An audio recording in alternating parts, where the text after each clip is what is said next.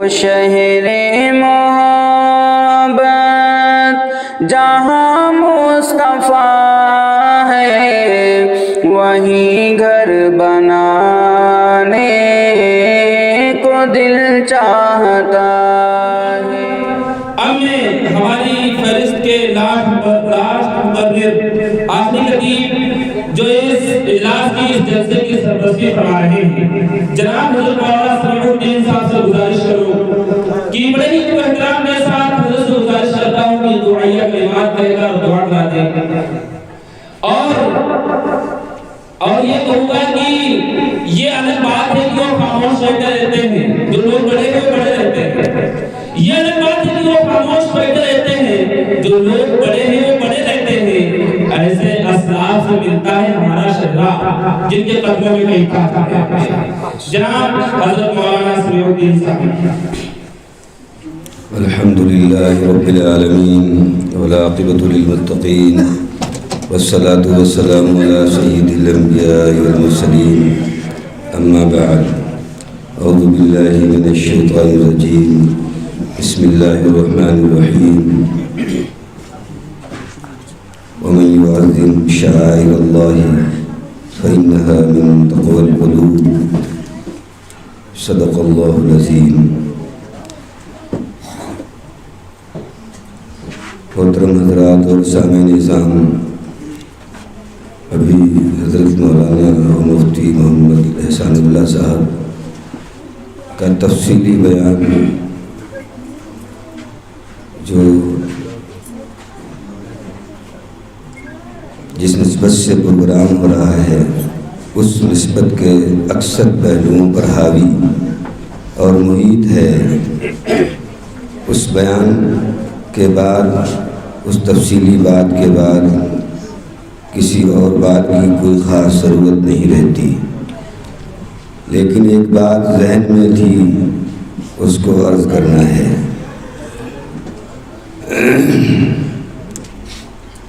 علم سے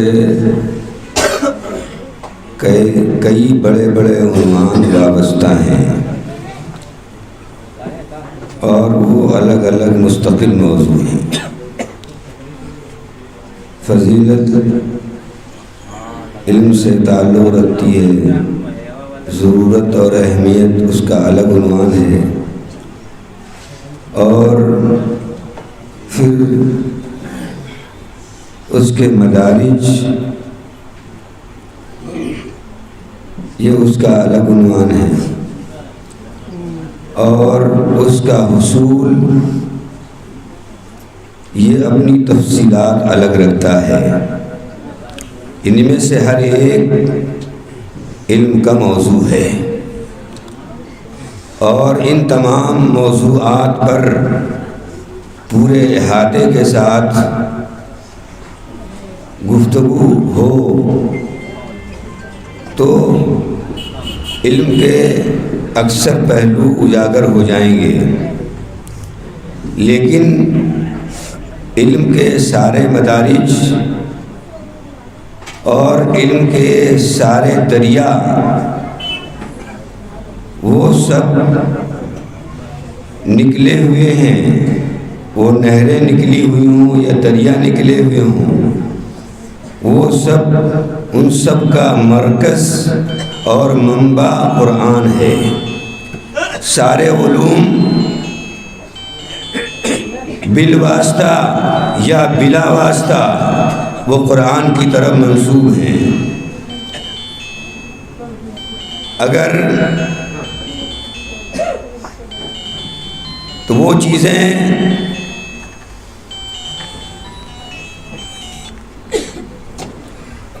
وہ بلا واسطہ وہ سارے علوم قرآن کی طرف لوٹتے ہیں۔ اس لیے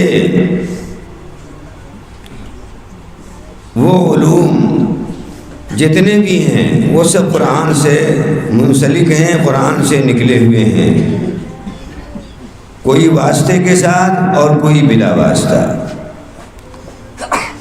جو واسطے کے ساتھ قرآن سے ماخوذ علوم ہیں ان کو علوم فرعیہ کے نام سے جانا جاتا ہے، اور جو علوم قرآن سے بلا واسطہ منسلک ہیں، بلا واسطہ نکل رہے ہیں، وہ علوم اصلیہ کہلاتے ہیں۔ قرآن کے الفاظ کا علم اور اس کی قرأت، تجوید اور حسن، اس کا شمار اہل فن نے علوم اصلیہ میں کیا ہے۔ جیسے حلال و حرام کے علوم، احکامات کے علوم، عقائد کے علوم، ایسے ہی متن کی عبارت، اس کا علم، یہ اصل الاصول ہے۔ اور تو قانون اسلام کی توضیحات ہیں، اور علوم تو قانون اسلام کی تشریحات ہیں، اور علوم تو قانون اسلام کی تفصیلات ہیں۔ قانون اسلام کی عبارت وہ اپنی درجہ، اپنی جگہ ایک علیحدہ اہمیت رکھتی ہے، وہ ہیں الفاظ قرآن۔ اب الفاظ قرآن سے متعلق جو علوم ہیں، ان کی جو اہمیت ہو سکتی ہے، وہ اہمیت دیگر علوم کی نہیں ہو سکتی۔ جیسے ایک قانون ہوتا ہے اور ایک قانون کا منشا ہوتا ہے، ایک قانون کی تفصیلات ہوتی ہیں، لیکن ریکارڈ میں عبارت قانون کو، الفاظ قانون کو محفوظ رکھنا تمام توضیحات اور تشریحات کی حفاظت کے لیے ضروری ہے۔ اگر متن قانون، عبارت قانون میں کہیں سے کمی اور بیشی ہو گئی خدا نخواستہ، تو تشریحات، توضیحات، تفصیلات تمام تر بیکار نظر آئیں گی۔ اسی لیے اللہ نے بلا واسطہ قرآن مقدس کی حفاظت کا ذمہ لیا ہے۔ اسی لیے اس کا محفوظ رہنا ضروری ہے۔ تفصیلات، متن ہوگا تو تفصیلات پھر تیار ہو سکتی ہیں۔ متن موجود ہے تو تفصیلات پھر تیار ہو سکتی ہیں۔ اگر متن موجود ہے تو شرح لکھنے والے بہت سے تیار ہو سکتے ہیں۔ یہ بہت سی کتابیں ایسی متن، ان کی شرحوں کی تعداد اگر پوچھی جائے علماء سے تو جلدی سے گن کے بتا نہیں پائیں گے کہ کتنی تعداد ہے۔ اتنی شرحیں لکھتی گئی بعض متون کی کہ جلدی سے انگلیوں پہ ان شرحوں کی تعداد کو گنا نہیں جا سکتا۔ تو شروحات و توضیحات و بعد میں ہو سکتی ہیں، لیکن اس توضیح میں، اس تشریح میں، اس تفصیل میں سب سے پہلا مقام جو ہے وہ اس توضیح اور اس تشریح کا ہے، اس تفصیل کا ہے جو خاتم الانبیاء محمد رسول اللہ صلی اللہ علیہ وسلم کی زبانی حدیث شریف کی شکل میں۔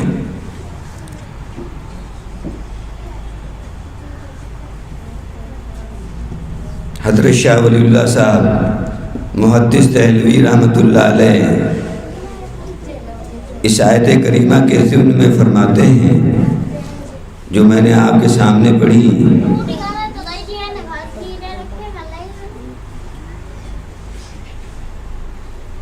ان من اعظم شعائر اللہ اربعۃ، بلا شبہ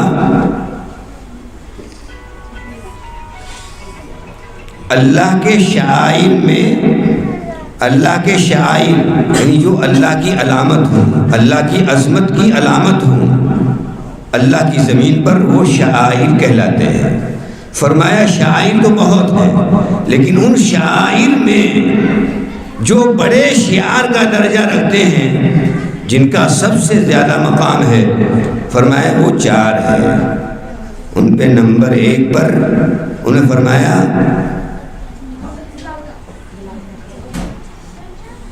ان میں ایک قرآن ہے، جو اعظم شعائر ہیں ان میں نمبر 1 پہ قرآن، دوسرے نمبر پر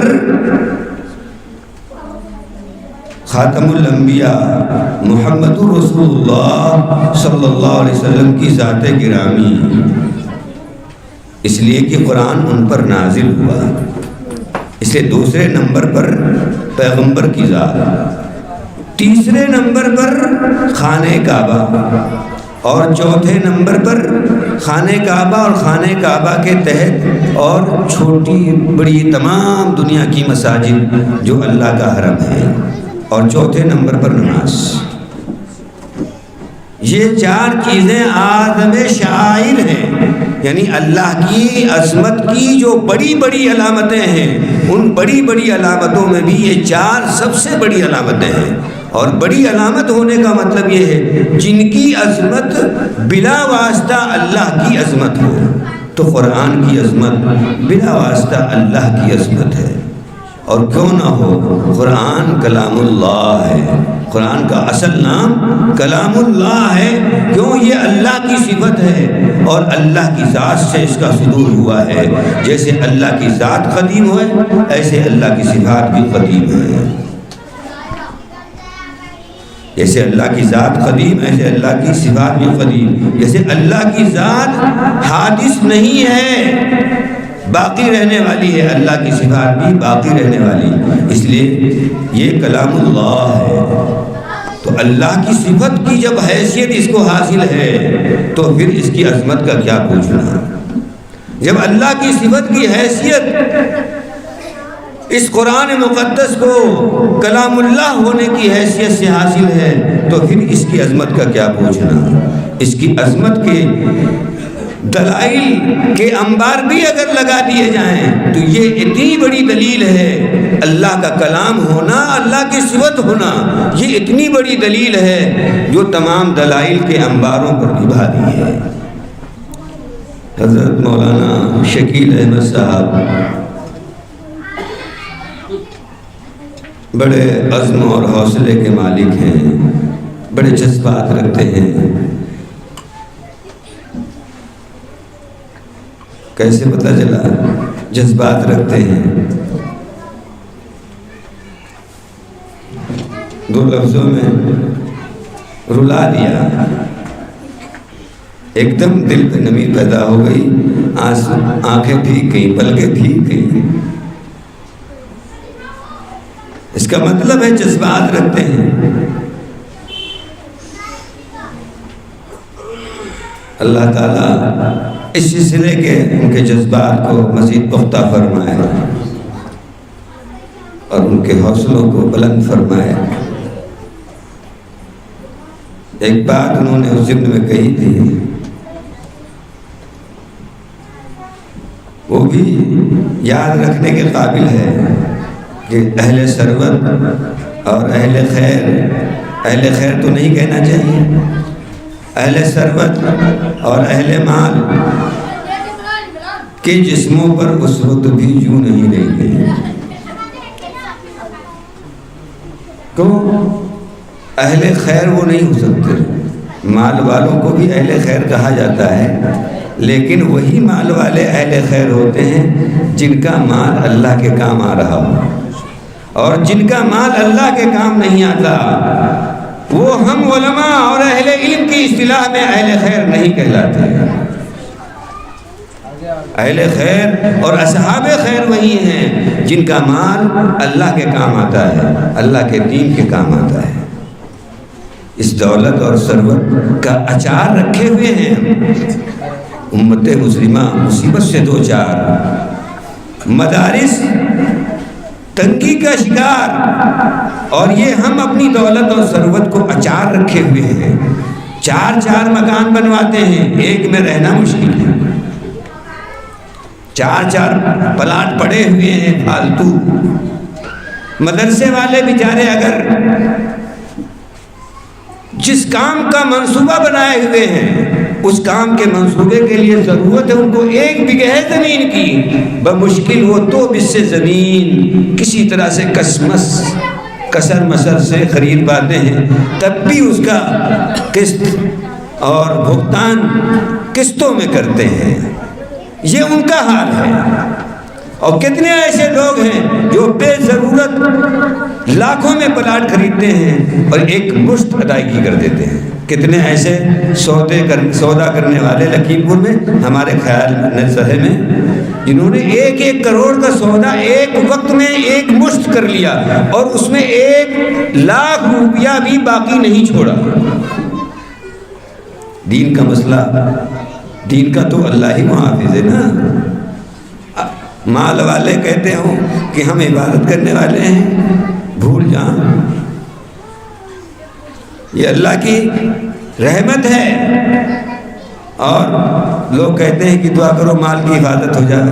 ہم نے کہا اپنی تجارت، اپنی دکان میں سے جو بہتر اور حلال پاک کمائی ہے اس میں کا 1 حصہ اللہ کے لیے مختص کر دو کہ اللہ کے دین کی مدد میں رہے گا، اللہ کے دین کی مضبوطی میں خرچ ہوگا۔ اپنی تجارت کا 1 حصہ، اپنی کمائی کا 1 حصہ لگا دو، بغیر دعا کیے اللہ تعالیٰ تمہاری دکان، تمہاری تجارت کی حفاظت کرے گا، کیونکہ اللہ نے دین مستقیم کی حفاظت کا وعدہ کیا ہے قرآن کی حفاظت کے ضمن میں۔ قرآن کی حفاظت کا وعدہ بلا واسطہ ہے، اور دیگر علوم شریعت، علوم نبوت کا وعدہ، ان کی حفاظت کا وعدہ بواسطہ حفاظت قرآن ہے۔ تو اب اس کے واسطے سے ان کے لیے اسباب بھی تو درکار ہے، سبب کے درجے میں دنیا دار الاسباب ہے۔ تو مال سبب کے طور پر کام آتا ہے، ضرورت پوری کرتا ہے، تنخواہ کی شکل میں ضرورت پوری ہوتی ہے پڑھانے والے کی، اور خوراکی کی شکل میں ضرورت پوری ہوتی پڑھنے والے کی۔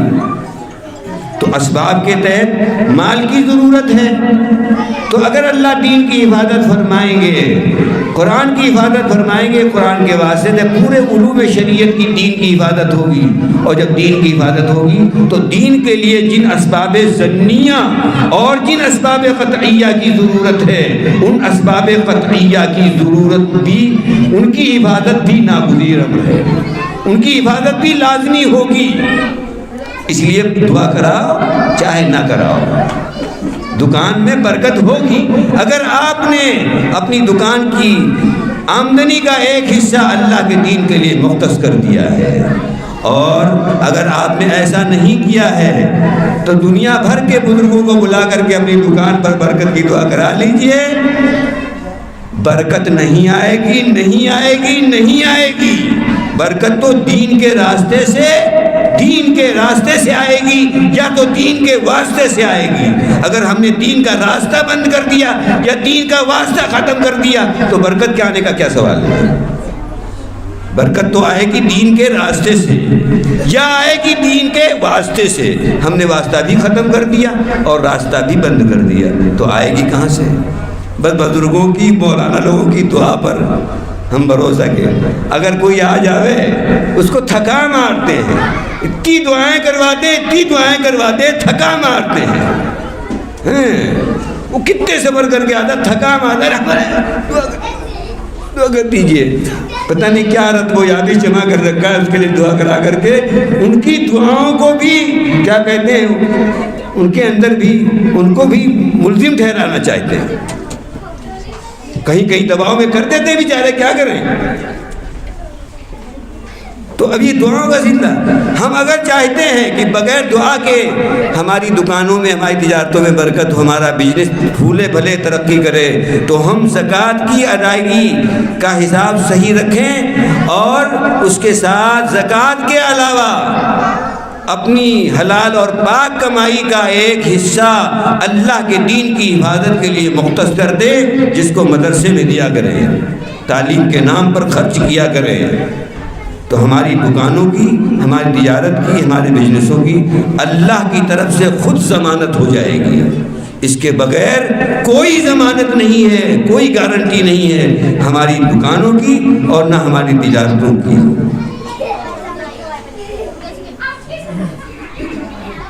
اللہ تعالیٰ سب مدرسوں کا کام چلاتا ہے، چھوٹے بڑے مدرسوں کا بھی کام چلاتا ہے۔ اللہ پر بھروسہ یہی ہم سب کی پونجی ہے اصل، اللہ پر بھروسہ یہی اصل پونجی ہے ہم سب مدرسے والوں کی۔ اور یہ پونجی جس کو جس درجے میں حاصل ہوگی اسی درجے میں اللہ تعالیٰ اس کو تنگی سے محفوظ رکھے گا، اور اس پونجی میں ذرا بھی اگر تزلزل آیا تو پھر تنگی کا شکار ہو جائے گا وہ مدرسہ۔ اس لیے اس پونجی کو برقرار رکھنا اور ادھر جو مقصد ہے اس مقصد کو صحیح سے ادا کرنا، جس کی طرف ہمارے مفتی صاحب نے تفصیل کے ساتھ بیان فرمایا تھا کہ جس کی تفصیل مفتی صاحب نے پیش کی تھی کہ قرآن کی صحیح خدمت پورے اخلاص کے ساتھ اور صحت کے ساتھ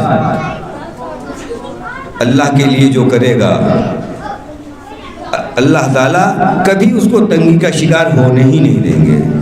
اور متعدد قرآن کریم کی آیات اس کی طرف مشیر ہیں، بعض آیات عبارت النص کے طور پر اور بعض آیات اشارت النص کے طور پر، اور کتنی آیات ہیں جو اقتضاء النص کے طور پر، دلالت النص کے طور پر وہ جو ہے آدھا درجن آیتیں ہوں گی جو عبارت النص ہیں سلسلے میں، اور اس کے علاوہ کتنی آیتیں ہیں جو دلالت النص اور اشارت النص، اور ان آیتوں کا تو گننا ہی مشکل ہو جائے گا جن سے اقتضاء النص کے طریقے پر اشارہ ہے۔ ہمارے علماء اچھی طرح سے سمجھتے ہیں۔ تو جب کام قرآن کا اچھا ہوگا تو اللہ تعالیٰ اس کے، کیونکہ یہ ڈائریکٹ بلا واسطہ اللہ کا کام ہے، بلا واسطہ، اس لیے یہاں درد مند حضرات بھی تشریف فرما ہیں۔ ملت کے درد مندوں کی بھی ایک ضرورت ہے، ملت کو درد مند بھی چاہیے۔ جب جو موقع بموقع کام آویں مال پیش کریں۔ یہ چند باتیں تھیں اور یہ چند گزارشات تھیں جو آپ کے سامنے پیش کر دی گئیں۔ اللہ پاک ہمیں بھی اور آپ حضرات کو عمل کی توفیق عطا فرمائے اور مولانا کو ہمت عطا فرمائے، اور مولانا کی اور اللہ ہم سب کی نصرت فرمائے۔ دعا فرما لیجیے۔ الحمدللہ رب العالمین، اللہم صلی علی محمد وعلی آل محمد کما صلیت علی ابراہیم وعلی آل ابراہیم انک حمید مجید۔ اللہم بارک علی محمد وعلی آل محمد کما بارکت علی ابراہیم وعلی آل ابراہیم انک حمید مجید۔ ربنا ظلمنا انفسنا وان لم تغفر لنا وترحمنا لنكونن من الخاسرين۔ ربنا لا تزغ قلوبنا بعد إذ هديتنا وهب لنا من لدنك رحمة إنك أنت الوهاب۔ ربنا لا تجعل في قلوبنا غلا للذين آمنوا ربنا إنك رؤوف رحيم، ربنا إنك رؤوف رحيم، ربنا إنك رؤوف رحيم۔ لا إله إلا أنت سبحانك إني كنت من الظالمين، لا إله إلا أنت سبحانك إني كنت من الظالمين۔ رب إني لما أنزلت إلي من خير فقير، رب إني لما أنزلت إلي من خير فقير۔ اے اللہ ہماری خطاؤں معاف فرما، قصوروں میں درگزر فرما، اپنا فضل فرما، اپنا کرم فرما۔ اے اللہ اس مجلس سعید کی سعادت میں شامل فرما، اے اللہ اس میں ہم سب کو حصہ عطا فرما، اے اللہ ہم سب کی سیئات کو حسنات سے مبدل فرما، اے اللہ ہم سب کی قلبی قساوت کو دور فرما، ختم فرما، اے اللہ ہم سب کی قلبی قساوت کو ختم فرما، دور فرما، اے اللہ ہم سب کے اندر اے اللہ نمی پیدا فرما، اے اللہ نمی پیدا فرما، ہمارے دلوں کو نرم فرما، اے اللہ اپنے دین کو ہم سب میں داخل فرما، اے اللہ دین کی حفاظت فرما، پورے عالم میں دین اسلام کی حفاظت کے جو اسباب ہیں اے اللہ ان اسباب کی حفاظت فرما، مدارس کی حفاظت فرما، علماء کی حفاظت فرما، چھوٹے بڑے مکاتب جن کے ذریعے سے ہم باطل کا مقابلہ کر رہے ہیں، اور یہ مقابلہ انشاءاللہ ایسا ہے جس مقابلے کی تاب وہ نہیں لا سکتے، اے اللہ ان کی حفاظت فرما، اے اللہ ان مدارس کی چھوٹے بڑے چھپر کے نیچے، ٹین کے نیچے، اے اللہ پلی کے نیچے، اے اللہ اور بغیر سائبان کے آسمان کی دھوپ میں چلنے والے مدرسے، اے اللہ ان سب کی حفاظت فرما، ان سب کی حفاظت فرما، اے اللہ ان کے ساتھ ہم سب کی حفاظت فرما، اور ہم سب کو اپنے دین کی خدمت کے لیے قبول فرما، اور خدمت دین میں ہم سب کو اخلاص مرحمت فرما، اپنی مرضی کے لیے کام کرنے کی توفیق عطا فرما، ریا اور نمود خود نمائی اے اللہ اس دور کا عظیم فتنہ ہے، اے اللہ جس میں ہم خواص بھی مبتلا ہیں، اے اللہ اسے ہم سب کی حفاظت فرما، اے اللہ اسے ہم سب کی حفاظت فرما، ربنا تقبل منا انك انت السميع العليم وتب علينا انك انت التواب الرحيم وصلى الله على النبي الكريم برحمتك يا ارحم الراحمين.